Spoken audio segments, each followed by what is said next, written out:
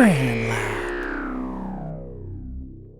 Let's think about the cubic footage of lithium-ion batteries. This is why we have to have a replacement for lithium-ion batteries. Solid-state batteries, they say, are in the future. Obviously, it would be the future to have solid-state batteries, but even solid-state batteries wouldn't be immune from problems. It would change the nature of the problem of batteries, but if you're talking about energy storage in any form, energy storage means power storage, means that you've got potential. And whenever you have high potential, you have danger.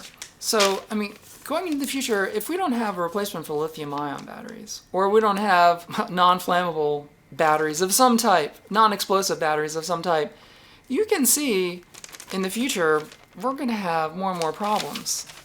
I'm very leery of storing power on massive scales. I talked about this before. Every year, the lab acquires more lithium-ion batteries, not by choice, but by design, by default, because you can't get a little appliance, a little tool that's going to take a regular, rechargeable battery, that you could put in a nickel metal hydride cell or something, and it's going to have a lithium-ion cell either built into it, or it's going to have to take a lithium-ion pack that you're going to have to charge. You're not going to have a choice if you're going to want the tool, the piece of equipment, the item. You're going to be getting another lithium-ion battery or a set of them.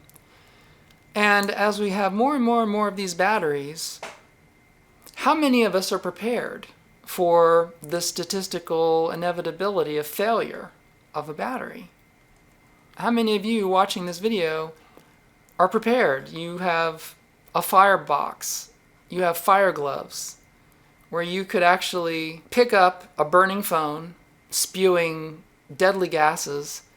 You could put it into a container where it could burn out of control, and you could take that container outside where it could safely just, destroy itself to extinction, and nobody would get hurt.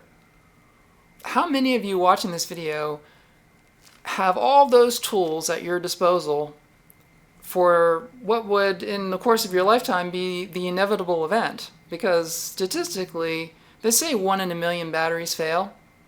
But they say, over the course of a human lifetime, you're going to be encountering 1 million batteries. You're going to be in proximity to a failure, either at home or at work. How many people are prepared? How are you prepared for the inevitable problem? I lose sleep over this. Because, some of the batteries that I got are pretty big.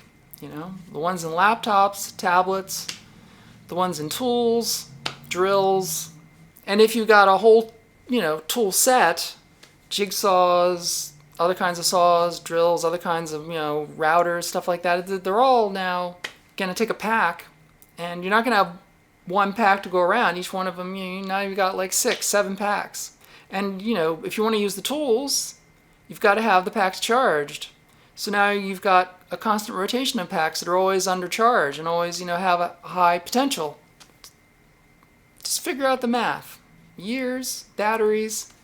It's just like these other stories of disaster where there's, the technology comes out and there's no contingency plan. With all these batteries that are going to be in the world, garages full of electric cars. What's the plan?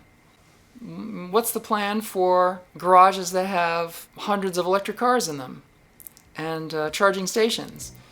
Does the building have a plan for a car that just goes? Or does the whole garage of cars just go because one car goes? How do you contain a car that has just gone into flames? What do you do? What do you do? So yeah, I do worry, and so should you.